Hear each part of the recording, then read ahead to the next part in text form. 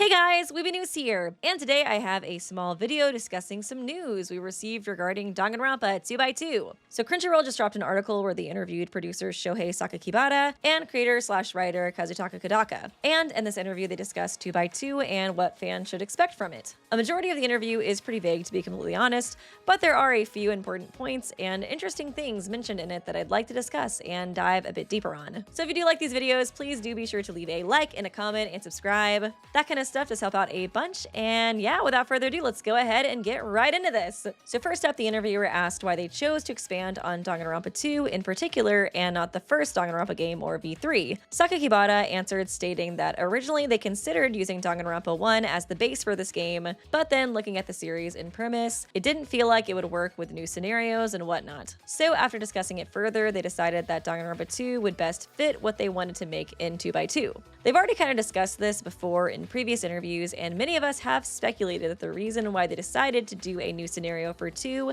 is because, as you guys probably know if you beat the game, the characters are stuck inside a virtual world, and because of this, it's a lot easier to create a new scenario in this setting that could still be potentially canon to the entire franchise without it having such huge catastrophic consequences on the rest of the story that has already been released. I still personally feel that that is very likely the reason they chose 2 as the base for this game, along of course with the fact that Danganronpa 2 probably is the most beloved game in the franchise. Next, they asked if there were any plans on revisiting Danganronpa 1 or V3 if 2x2 performs well. Kodaka emphasizes that it is difficult to come up with new scenarios for the other games, but if 2x2 performs well, then they may reconsider. An ongoing theme in this interview is that they seem very willing and honestly pretty eager to continue the franchise. It really does seem like if 2x2 sells well, we will be getting more Danganronpa content, which is so crazy to me being somebody who's been a fan of the series for over 10 years. Because if you've been a fan as long as I have, you know that it has been dry out here for Danganronpa fans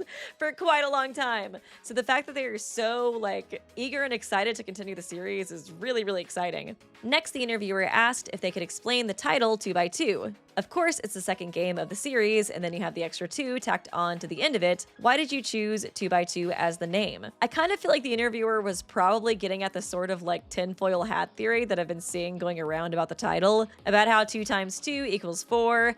Therefore, Danganronpa 2x2 is Danganronpa 4 in disguise with a totally new cast of characters, etc., etc. Which I will admit, I have subscribed to this theory a little bit now and again. I don't want to believe it because I don't want to sound insane, but I just can't help it. After the promotion for V3, I literally just cannot trust anything they say ever again. I'm not gonna lie, I've written 3 paragraphs that I've scrapped for this section because I can't tell if this answer is suspicious or not. I think I've overall concluded that it's not as suspicious as I thought it was at first. The thing that made me side-eye this answer slightly is the fact that the question is, why did you choose 2x2 as the name? And he kind of answers this but doesn't. Kodaka just says, originally they wanted to call it Danganronpa 2 Take 2, but after evaluation, they changed it to 2x2, which of course is a much sleeker and more marketable title in my opinion. But the thing is, he's not directly saying the name was inspired by anything in particular, just what they wanted to originally call it and what they changed it to. And you could definitely take from this answer that 2x2 just means Danganronpa 2 Take 2, which is a very basic way to describe the concept of this game as we know it. And I think that is what he was trying to say, that 2x2 basically just means Danganronpa Take 2. But for me, reading it the first time, I kind of felt like, okay, he said what the name used to be and what it is now,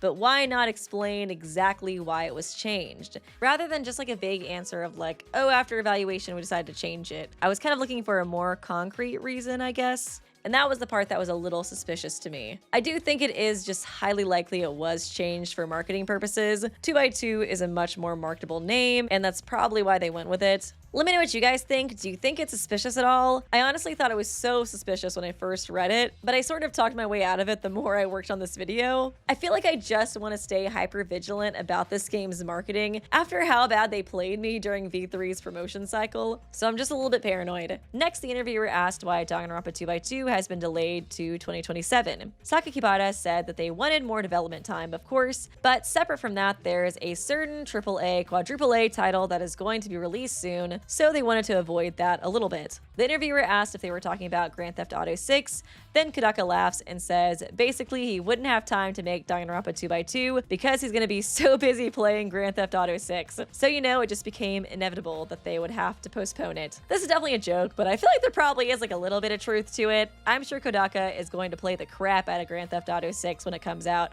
as he should, honestly. Next, the interviewer asked about Slayhem mode and how they announced that it would have 20% more content than the original Danganronpa 2 storyline. Sakakibara says that the original mode is about 30 hours long versus Slayhem, which will be about 35 hours long. He then mentions that it's mainly due to the sheer amount of text that's going to be in Slayhem, which of course makes sense considering that at the end of the day, Danganronpa is still a visual novel. Next, the interviewer asked about the newly revamped character images. Kodaka says they made a lot of changes. They wanted to make sure the characters looked sufficient enough, and he said that if fans look back at the original Danganronpa 2 and compare the images, they're likely to notice all the differences. Back when the first trailer came out, I did release some side-by-side comparisons of each of the new CGs and sprites shown, and it seemed like the character designs themselves were pretty unchanged, but the actual technique, art style, shading, and perspective was improved upon. I really think the new sprites look great. Next, they ask about the transition from the original side-scrolling world to 2x2's fully 3D rendition. Sakakibara states that they changed it to this because they wanted the players to understand where exactly they were headed to, compared to how it was in the original, where it was kind of hard to tell where you were going. The next question is mostly promoting the game to fans who have only experienced Danganronpa through the anime,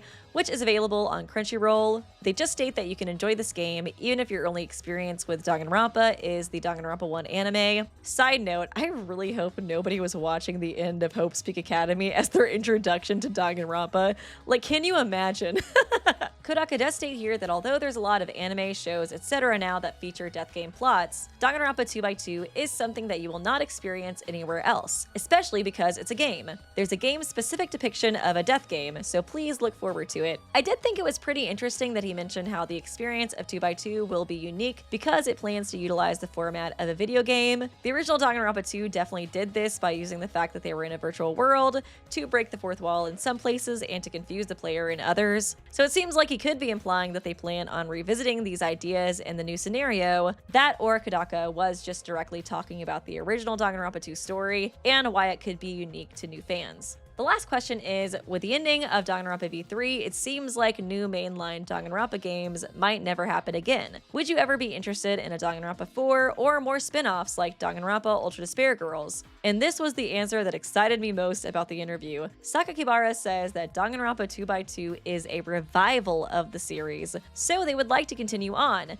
but first they have to make sure and see how well 2x2 does. For me, I was so excited to officially hear that this is a revival of the series. I was really hoping that was the case, especially with how big of a project this is and how much effort they seem to be putting into it, but there was still definitely a small part of me that was worried that this was just kind of like a one-off sort of anniversary thing. So knowing now that it is for sure a revival of the series and that they're very open to continuing the franchise further with either Danganronpa 4 or new scenarios for Danganronpa 1 or V3, it's just so exciting.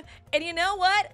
They didn't even shut down the idea of Ultra Despair Girls 2. I mean, like, we have never been so back. Like, that old Easter egg in V3 of Ultra Despair Girls 2 could actually be real now. Like, it's crazy times we're living in. I feel like I'm back in like 2015 and I can't believe it. I've been following this franchise for over 10 years and I thought it was dead in the water for at least like 7 of those years. So the fact that we are finally so back is just super duper exciting. Of course, the franchise continuing does rest on the fact that 2x2 does need to perform well, so please buy it if you do love the series. I would personally be surprised if it doesn't do well enough, because it was actually revealed back in December of 2025 that the Danganronpa series has sold 10 million copies worldwide, which is an enormous accomplishment, especially since I'm sure they thought this game originally was just going to be for a very niche audience, you know? But I don't want you guys to rely on that. Please buy this game if you want Danganronpa to continue. But I hope you guys enjoyed this video. I hope you're as excited as I am about the future of Danganronpa. I am still just like completely in disbelief that we're back. Like, I can't believe I'm actually making